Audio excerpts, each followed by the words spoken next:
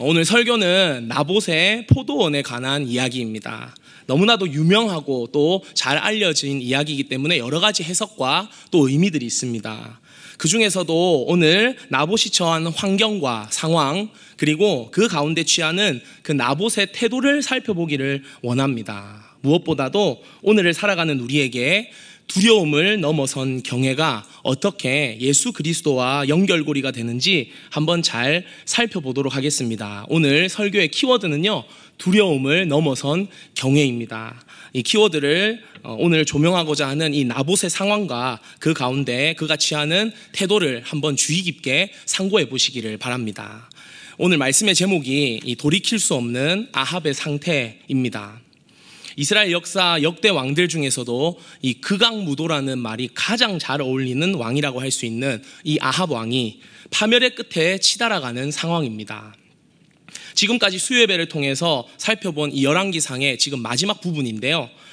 지금 열왕기상을 마무리하게 되는 오늘 본문은 아합의 극악의 상태, 아합 왕의 이 극악에 치닫는 상태를 나봇의 포도원에 대한 이야기로 풀어나가고 있습니다.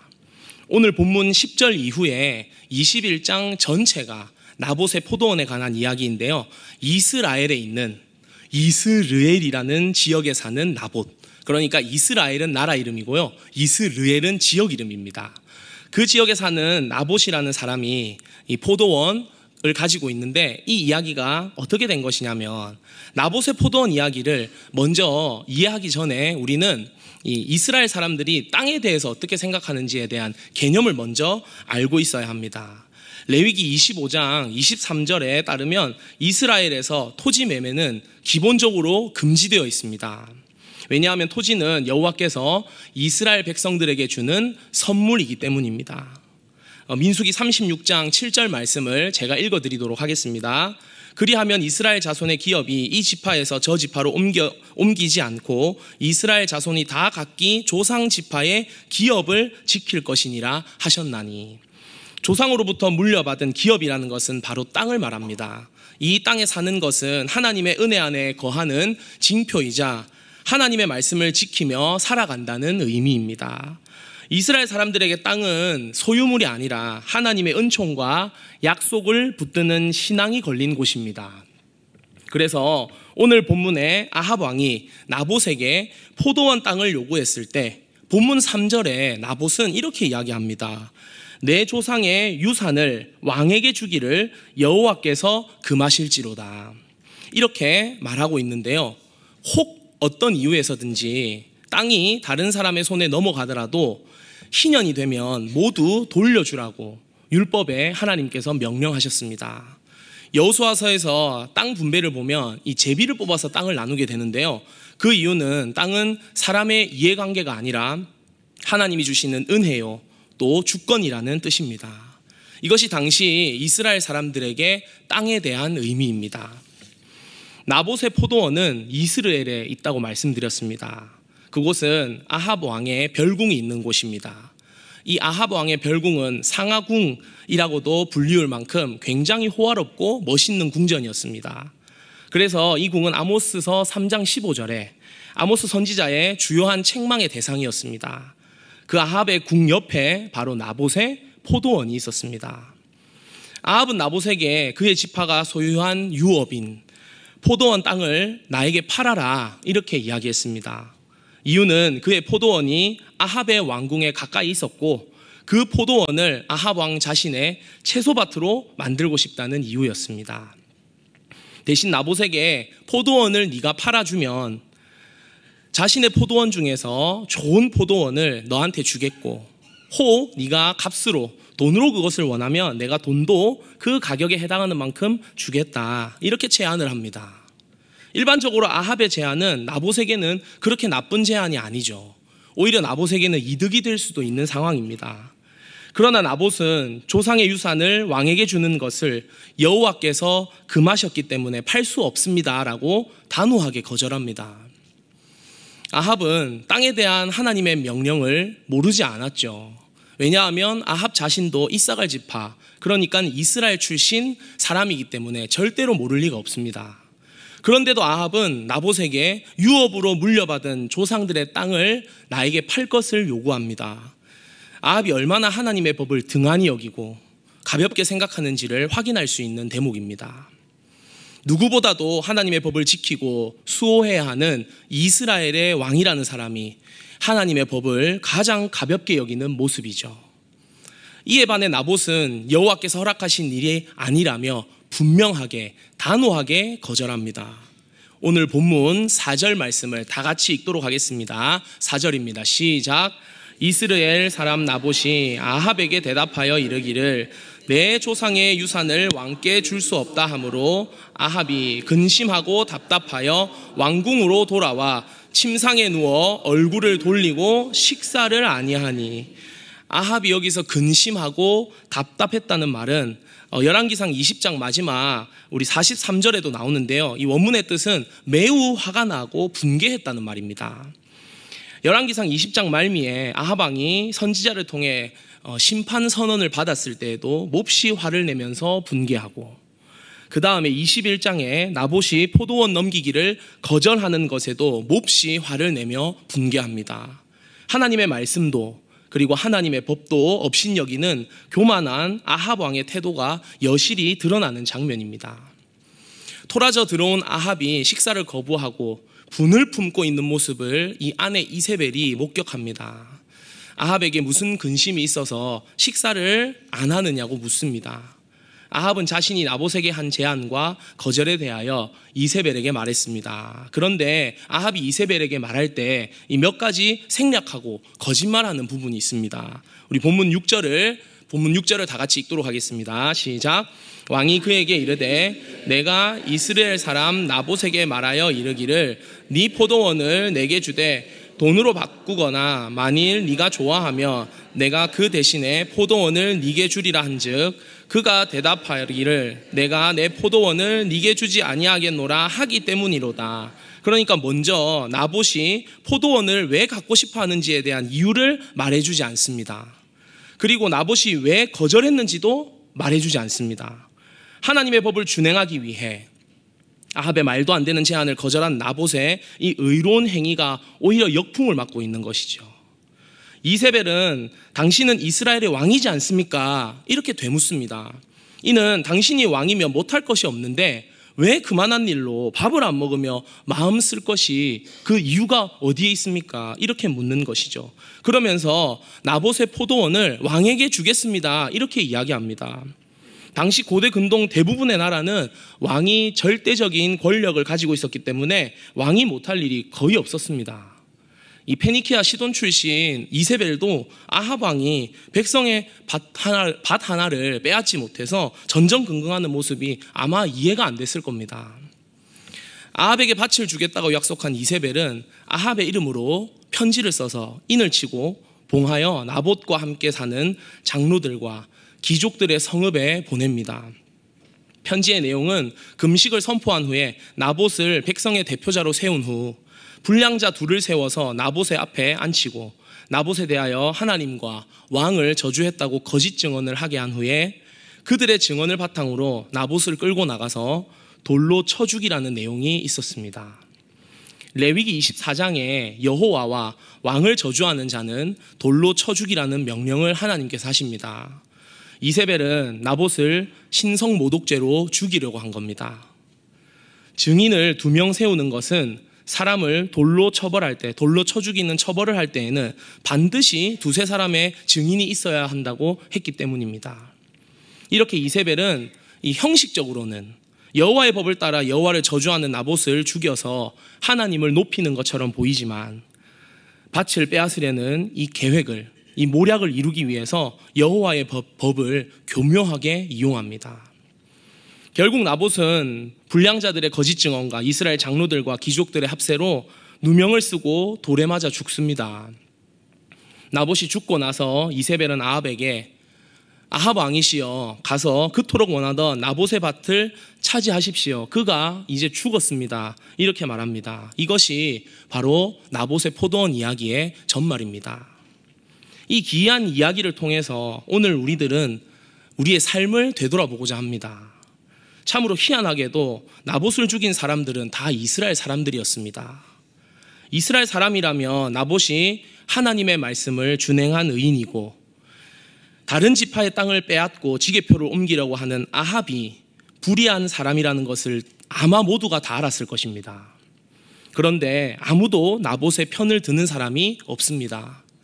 이스라엘 사람들은 하나님의 말씀과 명령을 다 알고도 왜 의인 나봇을 죽여야 하나 생각해보니 오늘 설교 처음에 말씀드린 키워드대로 이 두려움, 바로 하나님을 두려워하는 것이 아니라 아합과 이세벨을 더 두려워했기 때문입니다. 당시 이스라엘은 아합과 이세벨을 필두로 하나님이 아닌 우상을 섬기는 일에 심취해 있었습니다. 세상 천지 만물을 창조하시고 주관하시는 하나님, 마땅히 두려워하고 경외해야 하는 대상인 하나님을 넘어서 우상과 우상 숭배를 지휘하는 아합과 이세벨을 더 두려워한 겁니다. 그래서 하나님의 말씀을 준행하는 나봇의 의로움은 뒤로 한 채 율법을 교묘하게 속여 사리사욕을 채우는 아합과 이세벨의 편에 넘어가서 의인을 돌로 쳐 죽이는 죄를 범했습니다.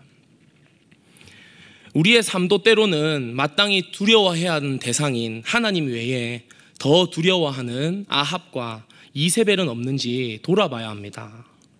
나봇의 이야기는 고대 근동지방에 있는 땅싸움의 이야기가 아닙니다. 오늘 우리에게 주시는 하나님의 깨우침이 있는 줄로 믿습니다. 우리의 삶에는 산적한 아합과 또 이세벨들이 있습니다. 때로는 파도처럼, 때로는 불처럼 우리를 집어삼키려고 기다리고 있는 산적한 아합과 이세벨의 문제들이 차고도 넘칩니다. 그러나 나봇을 보십시오. 모두가 나봇을 불의한 자로 몰아붙였을 겁니다. 아이고 이 사람아, 왕이 명령하는데 그깟 밭대기가 뭐라고, 그냥 팔고 뭐가 대수라고, 너도 돈을 받고 좋은 게 좋은 거라고 그냥 넘어가면 되지 왜 그렇게 굴복을 못하느냐, 이 미련하기 짝이 없는 사람아. 그러나 나봇은 꿋꿋이 버텼습니다. 마치 비가 올 때까지 방주를 짓는 노아와 같이 끝까지 인내했습니다. 그리고 마치 온갖 수치와 부끄러움의 모욕을 참아내고 십자가에 죽기까지 모진 고난을 참아내는 예수님처럼 인내했습니다. 결국 그는 그의 편 하나 들어주는 사람 없이 홀로 외롭게 돌에 맞아 죽었습니다. 어쩌면 이것이 우리 믿는 사람들의 마지막 모습일 수도 있습니다. 아합과 이세벨은 나봇이 죽었다는 이야기를 듣고 얼마나 기뻤을까요? 그리고 얼마나 안도의 한숨을 내쉬었을까요? 그러나 이것은 진정한 결국이 아닙니다. 아합과 이세벨의 결국은 하나님의 심판의 말씀대로 개들이 그의 피를 핥게 되고 개들에게 먹히게 됩니다. 의인 나봇은 결국 곧 하나님의 결국과도 같게 됩니다. 이 3000년 전 당시에는 모든 사람에게 조롱을 받고 멸시와 천대를 받으며 홀로 하나님의 말씀을 준행한다는 이유로 돌에 맞아서 나봇은 죽었습니다. 그러나 오늘 우리는 나봇의 이야기를 상고하며 나봇을 통해서 예수 그리스도를 바라보게 됩니다. 나봇의 결국은 금면류관입니다. 그러니까 곧 하나님의 결국이죠. 하나님의 말씀을 준행하기 위해 목숨을 바쳐서 언약의 상징인 땅을 지킨 나봇의 의로움이 당시에는 미련하고 또 비상식적인 판단이라는 비난을 받았습니다. 세상은 늘 우리에게 이성적이고 이치에 맞고 합리적이고 사리에 타당하고 이런 등등의 핑계를 대면서 하나님의 말씀에 반하는 것들을 강요하곤 합니다. 아마도 처음 한번 그 유혹에 넘어가는 것은 굉장히 신중하고 고민스러울 겁니다. 그런데 2번, 3번 반복하다 보면 결국에 낙타는 마구 삼키며 하루살이는 일일이 걸러내는 회칠한 무덤 같은 사람이 되는 겁니다. 때로는 하나님의 말씀을 교묘히 왜곡하여 가지고 나온 유혹의 우상 앞에서 힘을 쓰지 못하고 그냥 넘어지고 마는 것입니다. 그럼 우리는 오늘의 삶을 어떻게 능력 있게 살아가야 하는지 나봇의 상황과 그의 태도를 통해 알 수 있습니다. 그는 진정으로 하나님만을 두려워했던 사람입니다.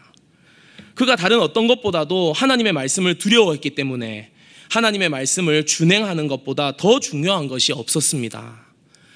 나봇을 제외한 모든 사람들은 다 아합과 이세벨만을 두려워했습니다.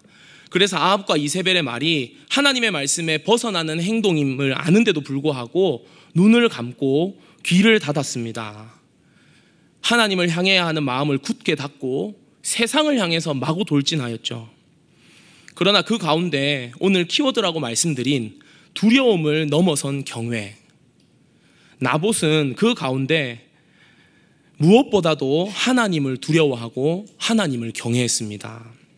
진정으로 두려워하고 경외해야 하는 대상인 하나님을 두려워하는 사람들에게는 그 외에 다른 모든 두려움이 사라지게 되는 기적을 경험하게 됩니다.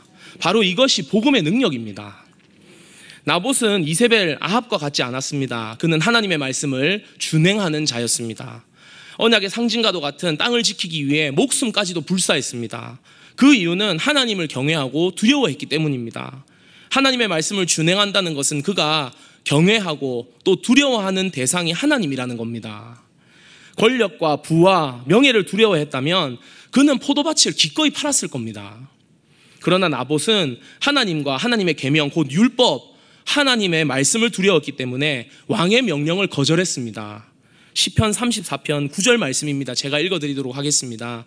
너희 성도들아 여호와를 경외하라.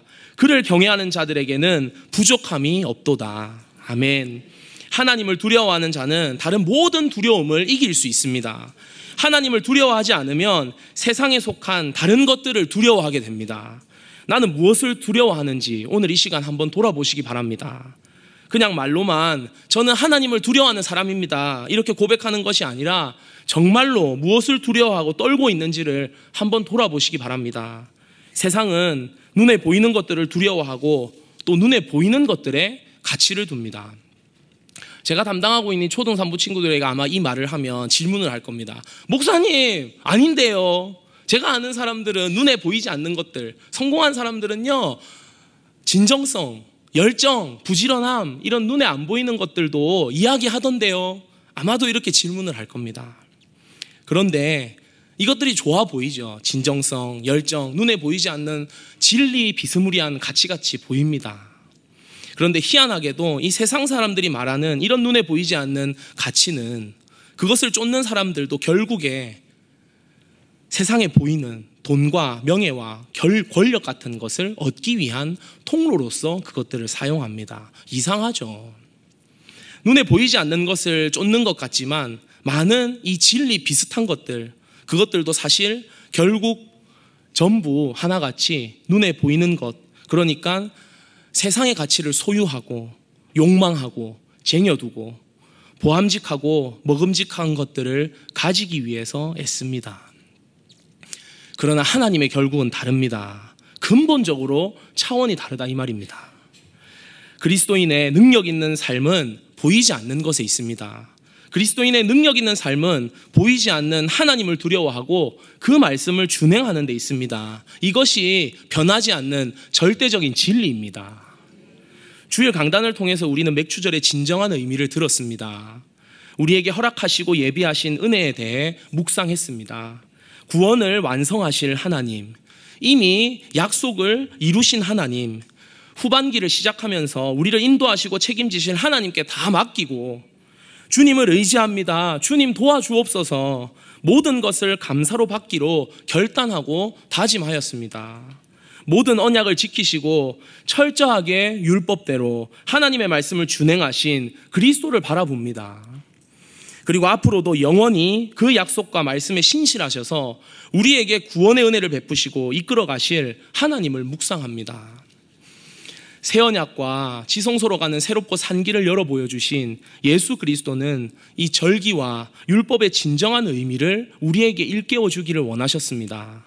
율법을 하나님의 사랑 없이 그저 도덕적인 양식으로만 지키는 서기관과 바리새인들을 꾸짖으셨습니다. 곰팡이와 누룩으로 덕지덕지 점철된 이 하나님을 두려워하지 않는 자들의 신앙에서 누룩과 곰팡이를 제하고 무교병으로 거듭나기를 원하셨습니다.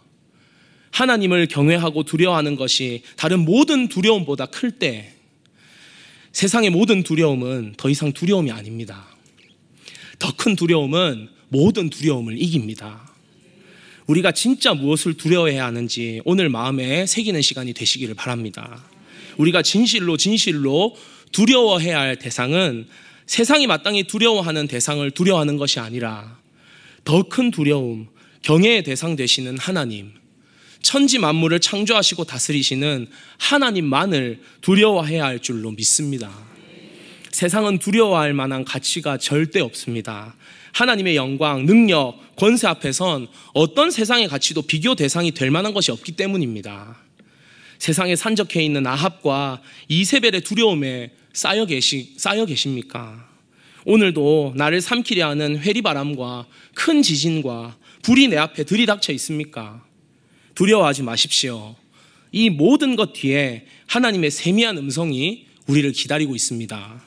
두려움을 넘어선 경외, 마땅히 두려워해야 할 하나님을 두려워하고 또 경외하십시오. 그러면 다른 모든 두려움이 사라지는 기적을 경험하게 되실 줄 믿습니다. 더 큰 두려움은 다른 모든 두려움을 이기는 법입니다. 하나님을 더 두려워하고 더 경외하는 사랑하는 형제 자매들이 되시기를 간절히 축복합니다. 끝으로 제가 정말로 좋아하는 말이 있는데요, 한 가지 소개해 드리려고 합니다. 이건 어디서 베낀 게 아니고요, 제가 만들었습니다. 우리는 멍에라는 글자를 잘 압니다. 그리고 걱정의 거리라는 말을 알지요. 그리고 애물단지라는 말도 알고 있습니다. 이 멍에라는 글자에서 점 몇 개만 더하면 바로 명예가 됩니다. 걱정의 거리에서 짝대기 몇 개만 더하면 간증의 거리로 그 말이 변화됩니다. 애물단지라는 말이 있습니다. 그런데 그 중에서 한 글자만 바꾸면 이것이 보물단지로 바뀌게 됩니다. 세상의 가치는 생각하고 말하고 바라보는 대로 언제든지 바뀝니다. 그러나 영원히 변하지 않는 것이 있습니다. 바로 영원토록 동일하신 하나님. 그 하나님의 계시가 되는 말씀은 영원히 변치 않으십니다. 오늘 우리에게 하나님께서 말씀하십니다. 두려워하지 말라, 내가 함께하리라. 놀라지 말라, 나는 네 하나님이 됨이라. 우리 다 같이 함께 찬양하시면서 영원히 변하지 않으시는 하나님을 송축합니다.